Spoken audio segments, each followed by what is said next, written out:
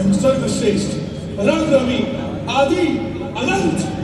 ये तीनों लोग मेरी मुट्ठी में हैं।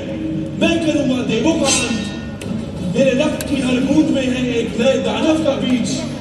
मार सके ना कोई, मैं रक्त बीज।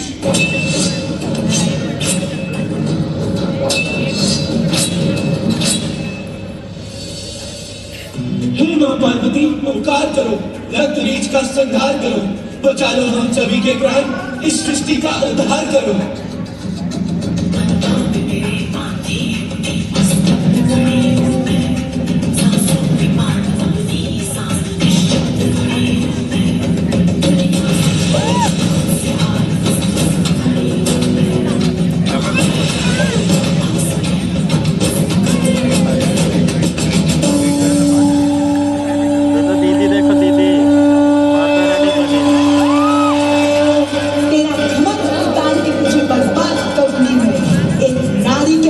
मरेगा तू, तेरा विनाश करूंगी मैं। सर जो उठेगा धड़ से कटेगा, कहाँ पे छिपेगा कहाँ पे बचेगा। गिरेगा गिरा तक चिरेगा, छिपा तो मिलेगा मिला तो मारेगा।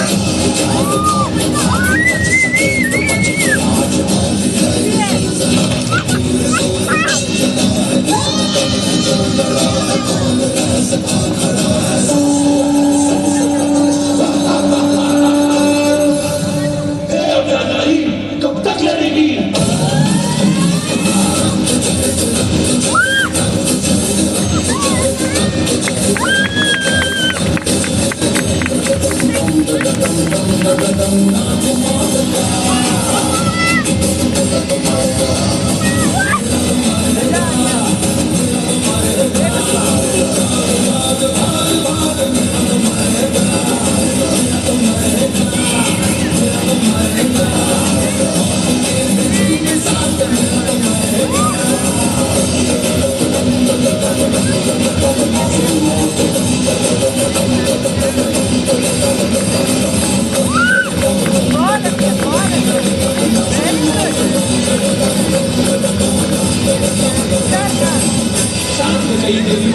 शांत हो जाइए।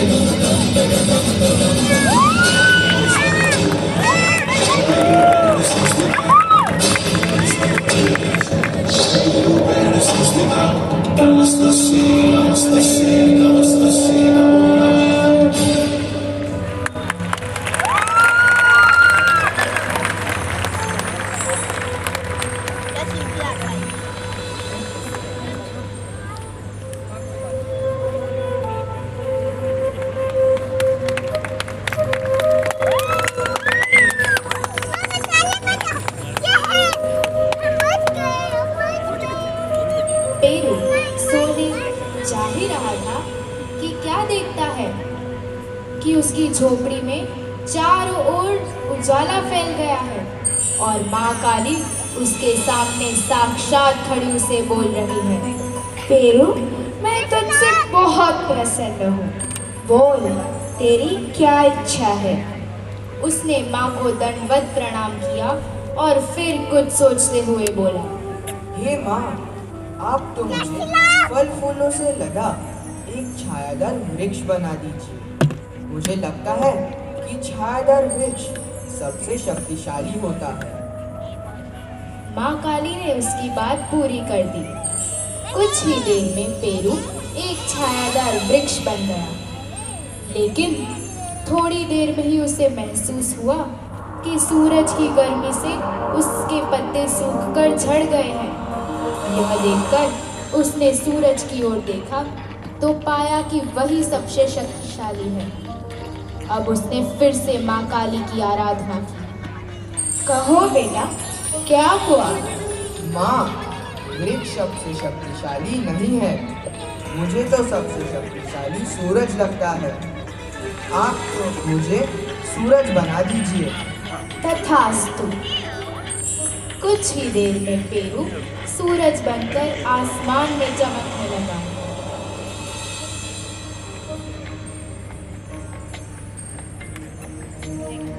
माँ, आप मुझे बादल का टुकड़ा बना दीजिए। मुझे लगता है कि कि उसका जीवन सबसे अधिक अच्छा है। बादल भी बनकर देख लो। कुछ ही देर में पेरू बादल बनकर आसमान में घूमने लगा। तभी उसने देखा कि एक विशालकाय पर्वत ने उसका मार्ग रोक लिया है। यह देखकर पेरू को लगा कि सचमुच पर्वत से शक्तिशाली कोई नहीं है। इस बार माँ ने उसे पर्वत बना दिया। अब पेरू पर्वत बनकर खड़ा रहा, लेकिन एक दिन उसने देखा कि कोई उसके नीचे प्रहार कर रहा है और उस प्रहार से वह हिलने लगा। पर्वत ने नजरें नीची करके देखा तो दंग रह गया। उसने पाया कि हूबहू एक पेरू जैसा दिखने वाला व्यक्ति अपने औजारों से उसे काट रहा था। यह देखकर पर्वत बोला, ओह, मैं बेकार ही सबको शक्तिशाली समझकर उनके जैसा बनने का प्रयास करता रहा।